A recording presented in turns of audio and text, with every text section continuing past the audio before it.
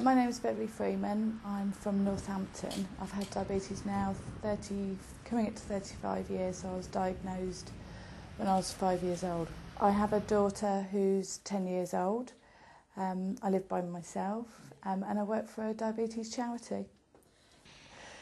Diabetes doesn't stop you doing anything. You have to look at life differently, but I still, as a person, I go out with friends, I've been to university, I've travelled the world.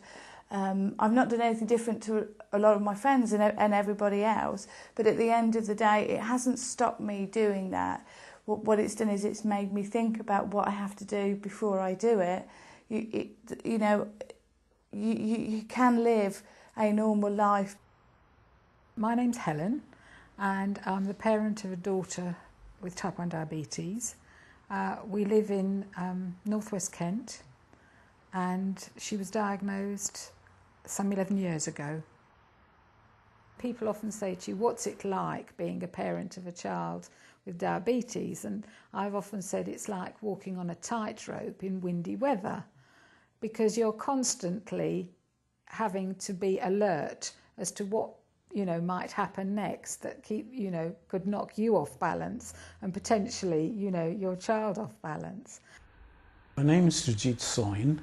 I'm a patient with diabetes, type 2 diabetes, and I'm 65 years old, and I live in Luton with 2 children. I don't think about it. I don't think about that I've got diabetes. I don't get up in the morning and say, God, I've got diabetes. I mustn't do this and I mustn't do that. No, I lead my normal life, and I say everything is good for me. The first fear, I suppose, is how are they going to cope when I'm not around? I think that's the fear you have at the very beginning. Because you do feel so responsible when your child is diagnosed. You ask the questions like, is there anything I've done wrong? Is there something I should have done that I didn't do? But when you realise that it isn't anything you've done wrong and you couldn't have prevented it, then the next thing you fear is, will my child be able to manage it for themselves? And I think the answer you have to give yourself is, yes, they will, and I'm going to do everything I can to make sure that they can manage it for themselves. And sometimes it gets you down and you're allowed to get upset about that, but at most of the time it's absolutely fine, and we get on and we stroll through it, no problem.